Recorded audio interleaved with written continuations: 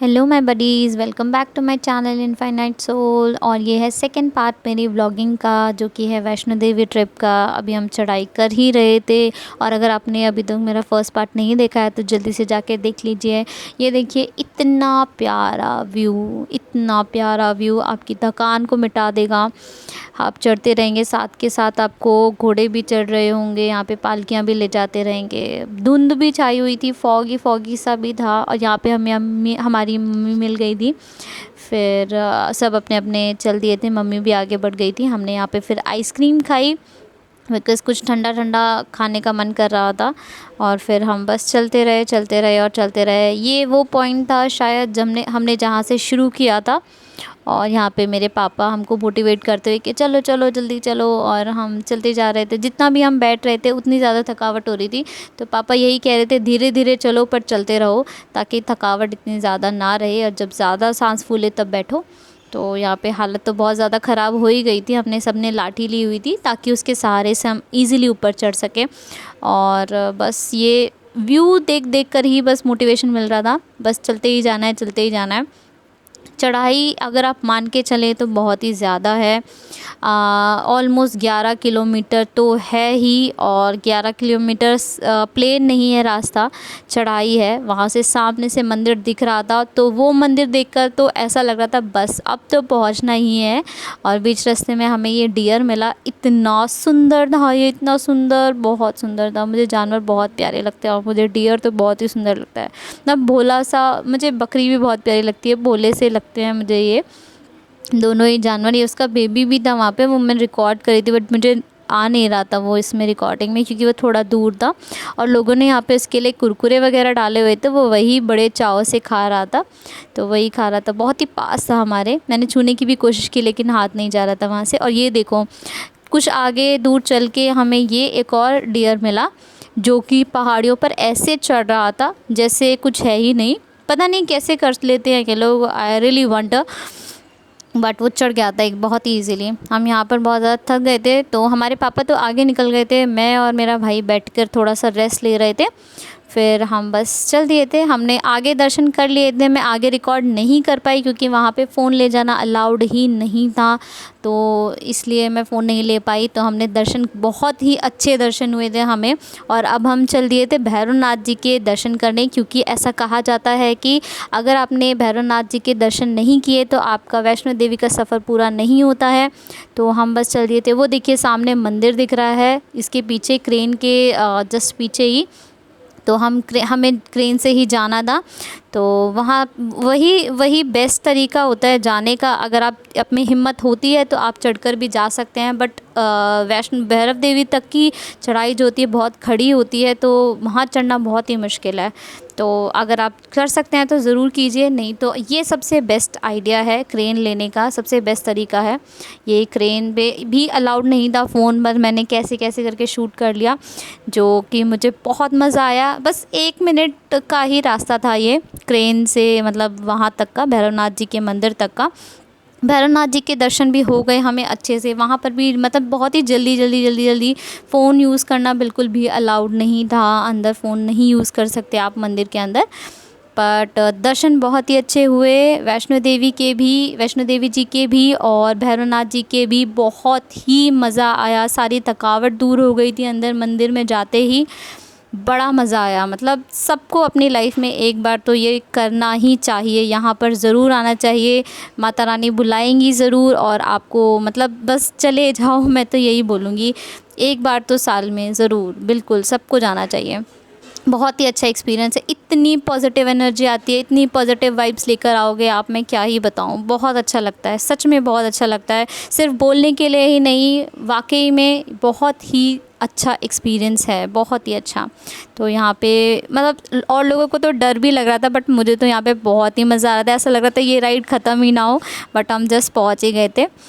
और ज़्यादा टाइम के लिए आपको नहीं रुकने देते हैं वह दर्शन करने के लिए। अगर आपने चूनर चढ़ाई है माँ वैष्णो देवी जी को और छतर चढ़ाए हैं तो ही आप मतलब मुश्किल से 15 या 30 सेकंड के लिए रुक सकते हैं, अदरवाइज़ आपको 10 सेकंड में ही दर्शन करके बस आगे बढ़ना होता है, क्योंकि बहुत ही लंबी लाइन होती है और ऑब्वियसली वो नहीं रोक सकते हैं आपको ज़्यादा टाइम के लिए। अगर सबको ही रोकने लगे तो फिर तो मतलब बहुत ही वहाँ पे बहुत भीड़ भड़क्का हो जाएगा, तो इसलिए सबको लाइन से आगे निकालना होता है। और अब हम यहाँ से चल दिए थे बस हम उतर रहे थे यहाँ से रास्ते, मतलब धीरे धीरे आराम से लाइट जल गई थी क्योंकि शाम हो गई थी।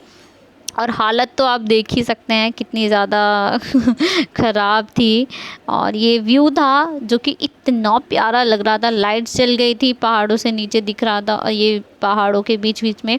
आपको यहाँ पे ना रुकना नहीं होता है, ज़्यादा बैठना नहीं होता है, क्योंकि लैंडस्लाइड कभी भी कैसे भी हो सकती है, भगवान ना करे बट हो सकता है यहाँ पे, तो आप बस चलते ही रहो।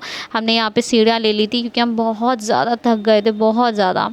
तो बस इसके बाद मैं नहीं रिकॉर्ड कर पाई क्योंकि इतनी ज़्यादा बारिश हो रही थी, बस मैं बता नहीं सकती। ये है नेक्स्ट डे। नेक्स्ट डे हमने यही सोचा था कि हमारी मम्मी थी तो हमने यही सोचा था कि हम थक जाएंगे तो हम एक ही दिन में चढ़ाई और उतराई नहीं कर पाएंगे, तो हम एक दिन वहीं पे स्टे करेंगे। बट माँ वैष्णो देवी की कृपा से हम उतराई और चढ़ाई दोनों ही एक दिन हमने कर ली थी, तो हमारे पास एक दिन बच गया था थोड़ा सा वहाँ पे घूमने के लिए। तो हमने होटल वालों से ही बोल दिया था, होटल वालों ने ही हमें मेन मार्केट पर उतार दिया था।